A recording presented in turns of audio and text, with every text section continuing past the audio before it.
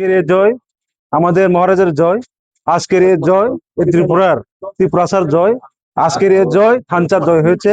আজকের এই জয়ের ব্যাপারে আমি একমাত্র ফুল ক্রেডিট আমাদের মহারাজকে আমি দিতে চাচ্ছি, এবং এবং সমগ্র আমাদের ত্রিপুরাবাসী এবং আমার মান্দাই নগর পুলিপুরের সমস্ত সকল জনগণ যে সাপোর্ট পেয়ে আমি যে হিউজ মার্জিন আমি পাস করেছি, তাই আমি সকল আমার জনগণের প্রতি আমার কৃতজ্ঞ বা আমার অভিনন্দন রইল।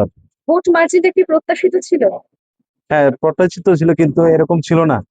আমরা যে চিন্তা মানে যে আমি মনে করছিলাম সেটার থেকে আমি বেশি মার্জিনে এবার আমি জয়লাভ করেছি। কোন জায়গায় ফ্যাক্টর করেছে?